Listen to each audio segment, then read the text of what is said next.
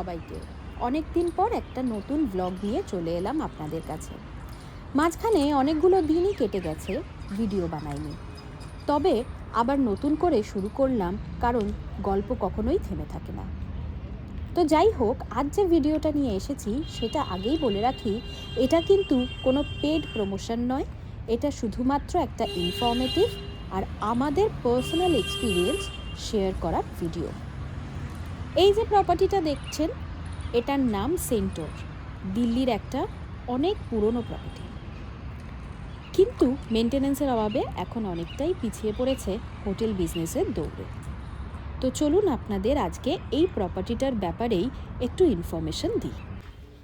এই হোটেলটি এয়ারপোর্ট থেকে 2 কিলোমিটারের মধ্যেই অবস্থিত এবং এটি একটি 3 স্টার প্রপার্টি।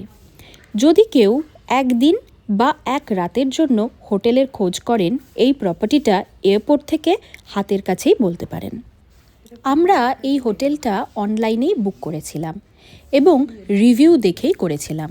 তো যেটার জন্য এই ভিডিওটি আমি আরও বানালাম, যে রিভিউ দেখেই আজকাল আমরা সব কিছুর ডিসিশন নিয়ে থাকি এবং এই হোটেলের অনেকটাই মিক্সড রিভিউ পেয়েছিলাম বুক করার সময়। তবে আমাদের ওপিনিয়নে যদি কাউকে একদিনের জন্য হোটেলে থাকতে হয় এবং সেটা এয়ারপোর্টের কাছে, তাহলে এই প্রপার্টিটাই বেস্ট। কারণ এখান থেকে টার্মিনাল 3 পৌঁছতে লাগে 7 মিনিট আর টার্মিনাল 1 and 2 পৌঁছতে লাগে 10 থেকে 15 মিনিট। এবার আসি রুমের ব্যাপারে। আমরা যে রুমটা পেয়েছিলাম সেটি যথেষ্ট পরিষ্কার ছিল এবং আমাদের রুমটা ছিল হোটেলটার ব্যাক সাইডে, তাই রুমের সামনেই ছিল টার্মিনাল 3 রানওয়ের ভিউটা। চলুন রুমটা ঘুরিয়ে দেখাই।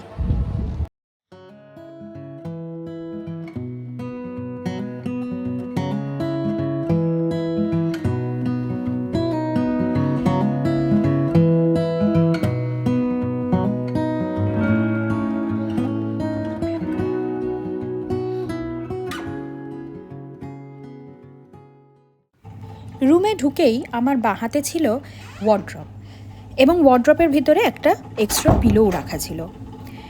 তার উল্টো দিকেই ছিল ওয়াশরুম। ওয়ার্ড্রপের পর ছিল একটা লাগেজ স্পেস এবং লাগেজ স্পেসের পরে একটা টি কফির সেকশন। বেডটা ছিল যথেষ্টই বড়, মানে অনায়াসেই 3 জনে শোয়া যেতে পারে এরকম ধরনের। বেডের পাশেই ছিল একটা সিটিং প্লেস আর সিটিং প্লেসের উল্টো দিকে ছিল স্টাডি টেবিল। ও হ্যাঁ, আরেকটা জিনিস যেটা বলা হয়নি, যে টি কফি সেকশনে একটা ছোট করে মিনি ফ্রিজারও ছিল।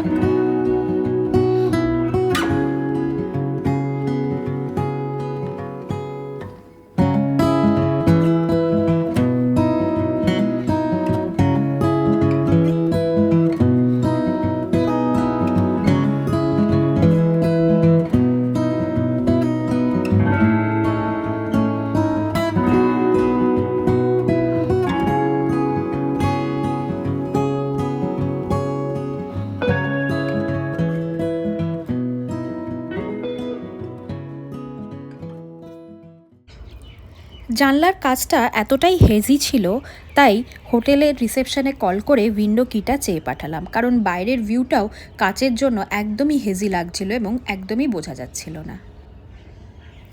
এবার বুঝতে পারছেন নিশ্চয়ই যে এটা এয়ারপোর্টে কতটা কাছে এই হোটেলটা। আচ্ছা, এবার আসি বাজেটে। আমাদের room with breakfast plus GST সব নিয়ে পড়েছিল 4,500, বাট আফটার ডিসকাউন্ট। এবার এই প্রাইসটা সিজন টু সিজন এবং রুম টু রুম ভ্যারি করে থাকতে পারে। এবার আসি ফুড মেনুতে। আলাকাটে ওদের প্রাইস অনুযায়ী কোয়ান্টিটি যথেষ্ট থাকে, কিন্তু এখানে ফুড অপশানটা একটু কম। তবে ব্রেকফাস্ট মেনুর অপশান অনেকই বেশি ছিল অ্যান্ড কোয়ান্টিটি বা টেস্ট কোনোটাই খারাপ ছিল না। এবার আসি এখানকার স্টাফেদের ব্যাপারে। এখানকার স্টাফেরা যারা কাজ করছিলেন এই প্রপার্টিতে, তারা অনেক বছর ধরেই কাজ করছিলেন, সেটা বোঝাই যাচ্ছে, কারণ তারা অনেকটাই এজেড ছিল। আমাদের কলকাতা থেকে দিল্লির ফ্লাইট ছিল মর্নিংয়ে, কারণ নেক্সট দিন আমাদের দিল্লি থেকে নতুন একটি জায়গায় ঘুরতে যাওয়ার কথা ছিল এবং সেটার ভিডিওগুলোও শেয়ার করব আপনাদের সাথে। তো যাই হোক, আমরা দিল্লিতে পৌঁছে গেছিলাম চেক ইন টাইমের অনেক আগেই, কিন্তু তাও ওনারা আমাদের সাথে অনেকটাই কোঅপারেট করেন এবং চেক ইন টাইমের 1 ঘন্টা আগেই আমাদের রুম দিয়ে দিয়েছিলেন।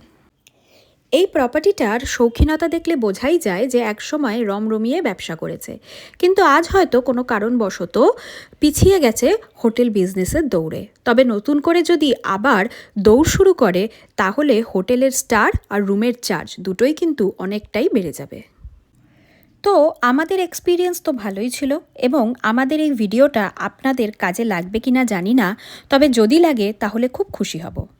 তো আজকের ভিডিওটা এখানেই শেষ করলাম, দেখা হবে আবার নেক্সট ভিডিওতে। When the moon hits your eye like a big pizza pie, that's amore. When the world seems to shine like